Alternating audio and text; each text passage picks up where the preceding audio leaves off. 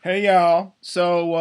Another question that comes to mind is this looks cool, but Google Sheets, man, I feel like it's gonna crash. I'm worried that when you get like a whole bunch of competitors and a whole bunch of teams, that when you put in data for all these people, then everything's gonna crash and burn. Well, the answer to that is that fortunately it doesn't. So I'm gonna demonstrate it for you guys. I got this situation here where I set up. I've already pre-filled the registration. So these columns here is just information that you can get from Adderpick currently, our current registration system. You can just export .csv and you'll get the team name, missed ID, and person's name and gender. And you can just paste that all into the ScoreKeeper in order to start your scorekeeping experience.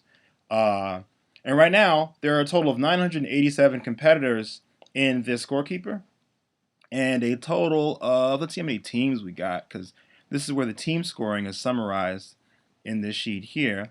We've got a total of, once this populates, yes. What's 5 minus 81? That's like 76 teams. That's a lot of people going on in Mist.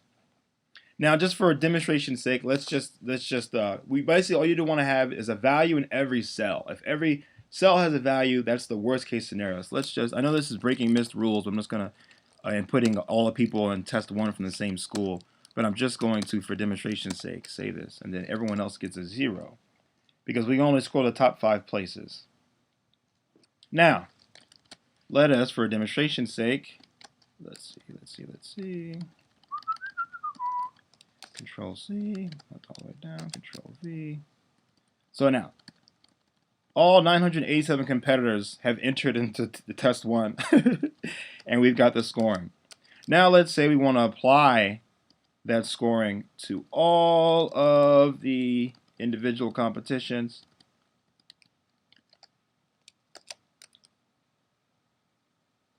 Okay, it's working a little bit. And then let's quickly jump over to the team competitions and let's come up with some wacky values for how the teams finish so this it's consistent. So these guys get 10 and his teammate gets 10, and then the next team is Marshall. They're going to get 8 and 8. And let's just say everyone in between got zeros. Only 2 teams into that competition. Let's just say that. Okay, and I get zeros, and the rest of y'all are losers too. Y'all get zeros. Well, they're not losers, but they didn't enter into the competition, so technically they don't get points. You know, that's just what we're going to say.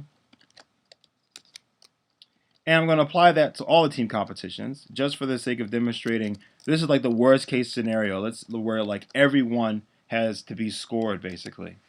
Because since how long will this thing take to calculate scores when you've got 987 times like 30 columns? Well, good news is it doesn't take all that long. I mean, if you can sit and maybe check Imager or Reddit or something, or just, check out those Kermit the Frog memes of him sipping his tea. If you got patience for that, then you can sort of get to the bottom of it.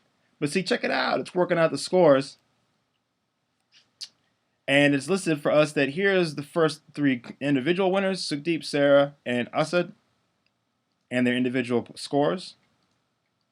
And then it's also worked out the overall team points for each. Pretty cool. So yeah. This is like the worst case scenario. Can it handle almost 1,000 competitors? And the answer is yeah, it can. Cool.